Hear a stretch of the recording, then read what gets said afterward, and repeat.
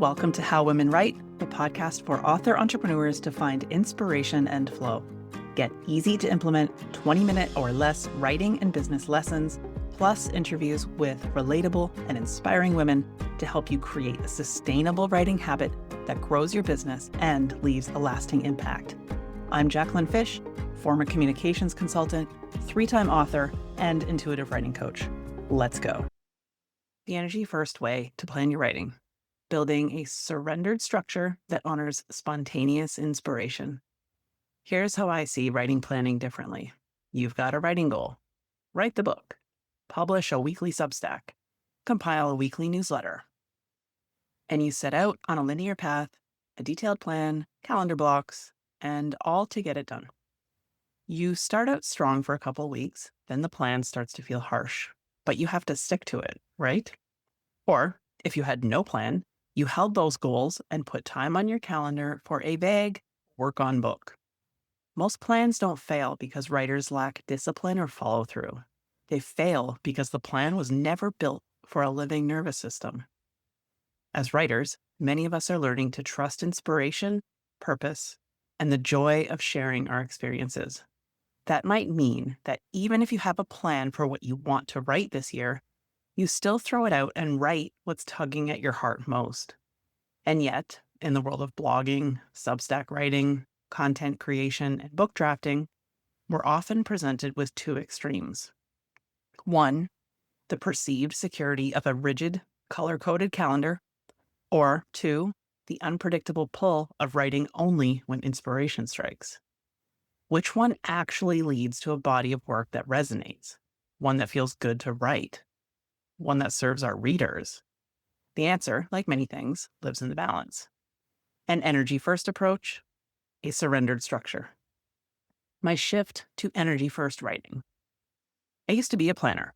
I was a heck of a project manager, executing complex projects across multiple departments and many moving pieces. In my corporate days, people often said some version of, "You're the perfect blend of masculine and feminine, left and right brain, strategic and creative." I first heard it as a management consultant. Years later, I heard it again from a writing client who was bringing more feminine intuition into a very masculine, left-brained industry. In the corporate world, I was often tapped to bring coherence to complexity. I was asked to write multi-million-dollar responses to RFPs, that's requests for proposals, documents as long as books, by gathering input from a dozen technical experts and streamlining it so it sounded like one voice. What we were going for in those proposals was coherence. The same thing we're going for when we sit down to tell a story or share a lesson. At the time, I didn't realize that while I was operating in a very masculine system, deadlines, plans, execution, what gave the writing its coherence was something else entirely. Intuition, flow, movement. I could plan projects for others all day long. My own writing, though, I preferred to write what I wanted, when I wanted, which mostly I still do. The difference now is that there's a structure underneath holding it. A structure you don't see as a reader, unless I swivel my monitor around and show you. My writing community members see this often. When planning felt like an enemy. Like I mentioned, I used to hate planning for myself. I hated planning goals, meal planning, and especially planning my writing. Planning felt rigid, masculine, overly boundaried. Aren't creatives supposed to be wild, free, and in the moment? When I went full-time freelancer in 2017, my writing plans were loose. Write weekly was my only structure. By 2020, I had a much more detailed plan. Part of that plan was to increase the number of coaching clients I worked with and reduce the amount of done-for-you writing. By April, any plan most of us had was irrelevant. Brick-and-mortar businesses suddenly needed to get online fast. Years of, someday I'll finish my website, turned into, I need this yesterday. I could have stuck to the plan. Instead, I responded to what was needed. That year became my biggest in business, not because the pivot was about revenue, but because I stayed responsive. I stayed in service. The plan gave me a foundation. Reality told me how to move. My heart showed me where I could serve best. That was the moment I understood the difference between rigid planning and surrendered structure and stopped trying to force it. The two extremes of writing plans. Extreme 1, the rigid, color-coded calendar. This is the traditional approach, plotting every blog, newsletter, or social post weeks or months in advance. Writing the book in a linear fashion, overly outlined, chapter A to Z. It can give you a sense of security and consistency, clear alignment with launches and goals, efficiency through batching and scheduling, but it has a cost. When inspiration has to stand outside in the cold, writing can start to feel mechanical. Writing is like going through the motions. Timely or personal ideas get shelved or lost. And what's alive doesn't always fit the plan. It's ignoring the book chapter that feels strong in favor of writing the one that's next up on your list. It's writing a blog stuffed with SEO keywords when you're seeing a strong recurring theme with your clients. Extreme 2, writing only when you're called, or Kairos time. This approach trusts inner wisdom and moment-to-moment inspiration. It's writing in relationship with and in service to the divine, God, your higher self. It can look like not writing for weeks or months, writing in spurts, then fizzling out. It brings authenticity, curiosity, and enthusiasm, deep connection with readers, relevance to what you're living and learning now. And yet, without any structure, it can slip into inconsistency or scattered thoughts.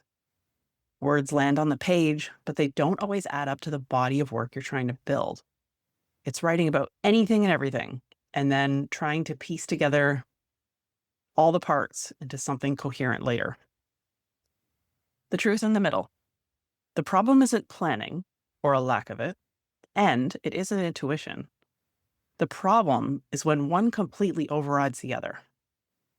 A plan that can't bend will eventually break the writer.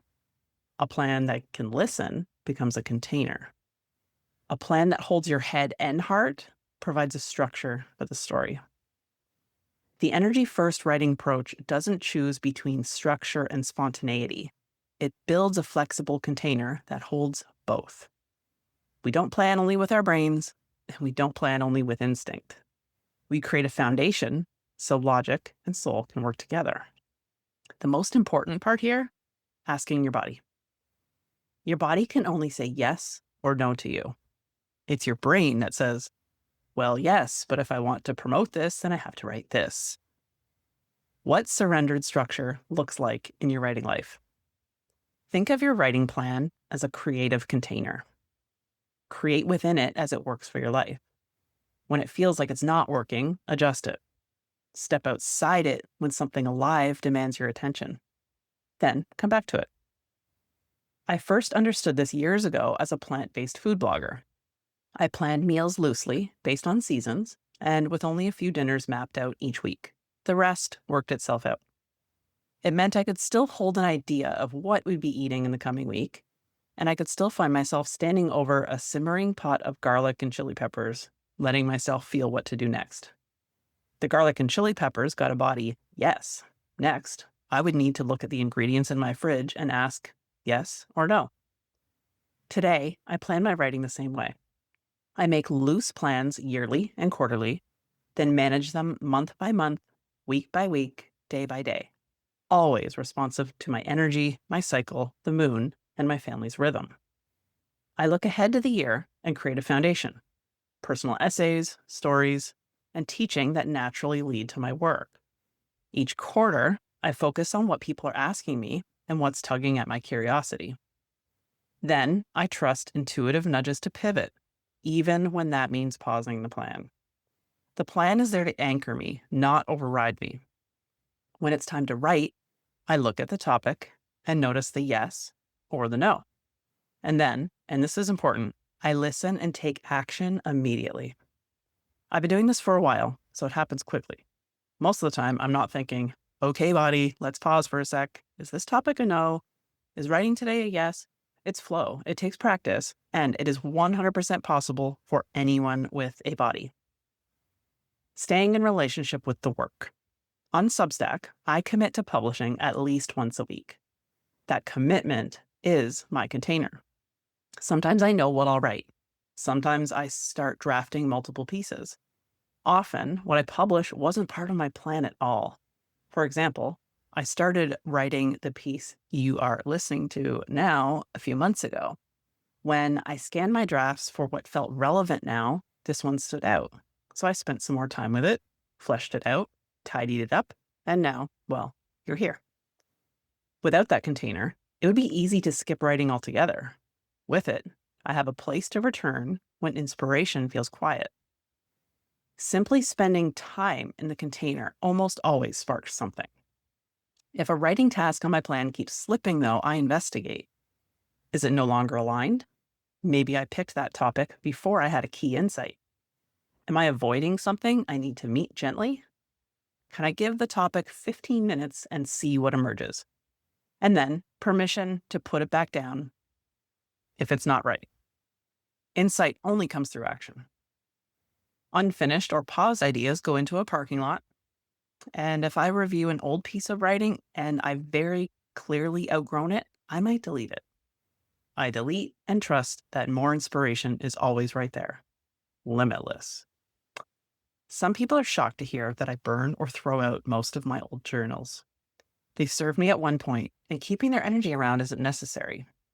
This way of planning has given me clarity, not rigidity, focus, not force. An invitation. Most writers don't struggle with inspiration. They struggle with staying in relationship with their work. They need a place where unfinished drafts are treated with love, where timing is honored, where writing is allowed to stay alive, breathe freely, while it's becoming something, no forcing. That's what the living draft is.